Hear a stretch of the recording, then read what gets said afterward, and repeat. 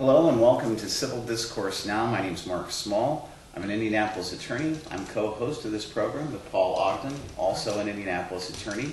We are coming to you from Big Hat Books, which is in Broad Ripple. It's on the north side of Indianapolis, 6510 Cornell Avenue, right next to the Monon Trail. Excellent selection of books. Also, they have space to rent for any events that you might have, receptions, etc. They also have an art gallery up on the second floor here. I think right now Gregory Lucas Galleries has a showing of different paintings. They're local artists, but also artists from all over the country. That's not paid advertising. We don't get paid to advertise on here. I'm just saying where we are, where we're coming from. Paul? The show Civil Discourse Now is about a civil discussion of local, state, national, even international issues. We felt in starting this program, Mark felt in starting this program, have to give him credit, get the ball rolling. The thought was that there was not enough civil discussion out there about the issues, that there were too many programs where commentators are yelling sound bites at each other instead of rationally and intellectually discussing the issues. So hopefully that's what we're going to do today, Mark. Sounds good. And our guests today are Karen Kay Leonard, who's president of the League of Women's Voters of Indiana, and Anthony Simons, who's Republican Ward Chairman and Precinct Committee person here in Marion County in District 2, and also ran for City County Council last election cycle. So we're here to discuss today voter registration laws, voter ID laws. Voter ID law here in Indiana came to prominence particularly when the statute was passed by the General Assembly, signed into law, and then challenged and taken up to the United States Supreme Court. I think it was challenged in Indiana as well. It was challenged here first, Yeah. and taken to the Court of Appeals and the Indiana Supreme Court, then taken up to the... No, Indiana Supreme Court ruled after the national one. Right. The state was after national. Different theories. Karen Kay, do you want to tell us what your position is on this issue and this complex of issues? Yes, it's an odd opposition for the League to have, I think, because most people realize that League of Women Voters wants every qualified voter to be able to vote, and to stand against an identification card kind of law seems to some people a little funny. But the main difficulty that we argued in the first case was that the vulnerable of society have a difficult time getting the card. And there were not sufficient provisions, and there really can't be sufficient provisions because they involve so much money for making sure that everybody is covered. And so the elderly, the infirm, the minorities, the handicapped, all the various groups who have a little bit harder time either getting the ID or getting the material in order to get the ID. The big expense is the documents that you have to have if you haven't already an ID. So Karen, is your position that we should go back to the old system, I believe, where you just go in and sign your name and vote, or is it somewhere in between? Most places have shown an ID at the time of registration for a long time. League of Women Voters, of course, has registered voters for a long, long time, and it's even now, if we register voters, of course, we're looking at your ID and asking you to write down now the last 4 digits of your Social Security number on that application.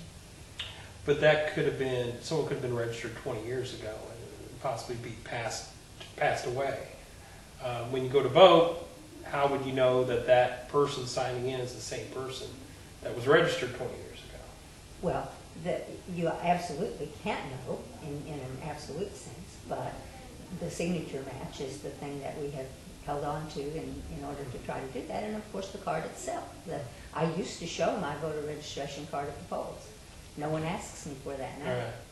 All right. And I never actually carried my voter ID card on me, voter registration card, which is not a requirement. One of the things I talked about off the air was that my signature when I go to vote was taken off of my Social Security card when I signed when I was 14 years old, 36 years ago. My signature today, being an attorney, you sign a number of documents. You your signature evolves, or maybe devolves is the word. You can't read any of the letters. So when I'm signing in, every time I sign in, it looks nothing like that signature on there. But yet, I've never been challenged. So I'm not sure that that's a good way of catching people. Okay, but I guess my question would be, and Scott needs to, or Anthony needs to give his position. I guess my question would be, where was the voter fraud that caused this great concern, where we absolutely had to have increased security on identification? We worked 3 different elections. Worked the polls in 3 different elections. There was never any, and I used to live in Chicago, and so I'm used to the anecdotal situations of people voting fraudulently. I never saw any indication that we had any concerns about that. People came in to vote. Normally, by the second election we were working, we knew them from the first election. They signed their name, it matched, knew them from the neighborhood, and in many instances. And I haven't read that there's been a concern about voter fraud in Indiana, such as to cause this change in the statute. Well, I mean, when it comes to signatures, I mean, it would be hard pressed to really find any fraud, because anybody can just walk in and sign their signature, and But you're looking at it. you're looking at the signature, yeah. And somebody who is like a poll worker who may not possibly know the community that well, they may not know a lot of people that come in, and they might have moved in or just moved out, and all they have is a signature to go by. I read that in 2004. There were some inflated voter rolls. They had 41.4% registration, and the registration exceeded the voting age population. That is very troublesome to anybody when you have that many. It was in 2004, and it was for the state of Indiana with the motor voter laws, and the registration exceeded the voting age population, and that, I mean, with that amount of discrepancy there, that opens up a wide range of people that just come in and walk, and all they have to do is put their signature in, and that really could open up a lot of fraud. I have some statistics on that as well, because I wrote an article on it in 2008. In Indianapolis, if you look at the census population, approximately 25% are under the age of 18. We had 644,197 people that were over 18 or older in Marion County back then. We had 677,401 registered. We had 105% registration. So the trouble is, with the motor voter law, they made purging very, very difficult. It used to be you purge people for not voting. Now you have to send a couple postcards, and it's very difficult to get them off their voter registration roll. So you go in there, you have, I refer to maybe, I call them dead names. That doesn't mean they're dead, but they've moved or they are actually passed away. Probably 20% of the people on that list are not there anymore. Yet they remain on that list. Anyone could walk up the street and just sign their name.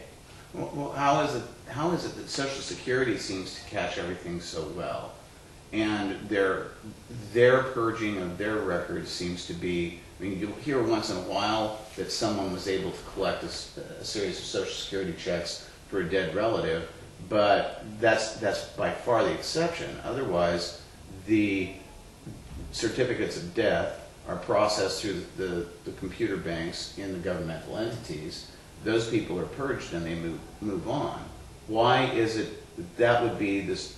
First of all, a solution to a problem of having too many people registered, but secondly, that how it doesn't go back to my first question, and that was, how is it that the increasing the requirements for the voter identification and doing it in such a way as to make it more difficult to obtain the means by which one is identified at the polls, how does that address that issue?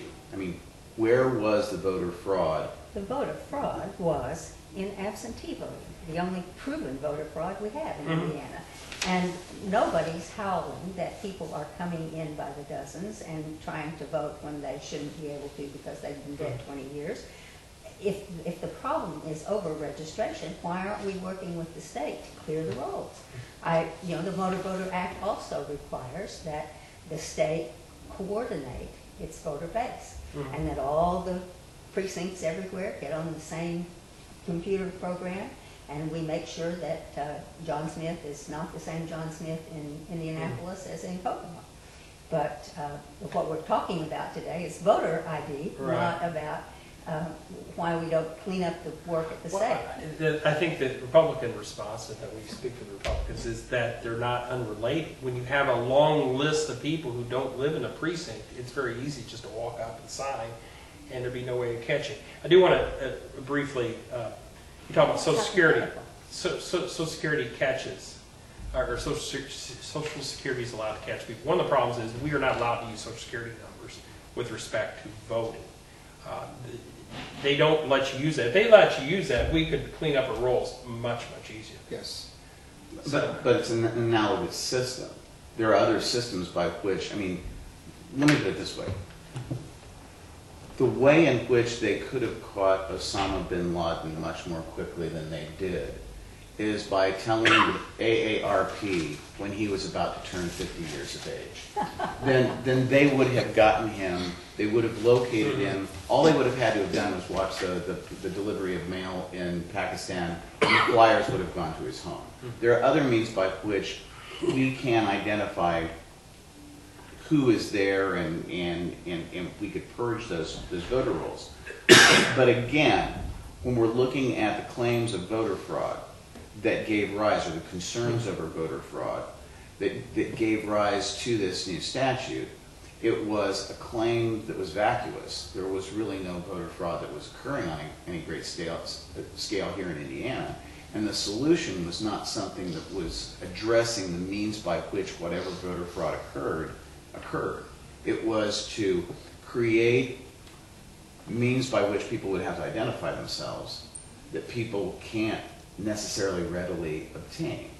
If a person doesn't drive, and there are a lot of people who don't drive, they can get a state ID, but the number of places that distribute state identification are much fewer than the number of places for voting. I mean, there are 26 wards in city county council districts in the 25. And there are how many Bureau of Motor Vehicle branches? I believe 12. Something like a dozen. Yes. So there are far fewer places to obtain that identification than there are places to vote, and so it makes it difficult for people who don't have transportation, who might be elderly, might be disabled, aren't able to get to those places. And then once they do, the documentation they have to have in order to obtain the identification, if they have to get a birth certificate, that costs money. You don't just say... It costs time as well. Yeah, and you have to take time off from work, time off from school, whatever, in order to obtain that documentation. And that's imposing... essentially, it's a de facto poll tax. You have to pay money in order to be able to vote. I see we're at the end of our first segment. We'll be back in just a couple of minutes. Results by which people end up with trauma are related.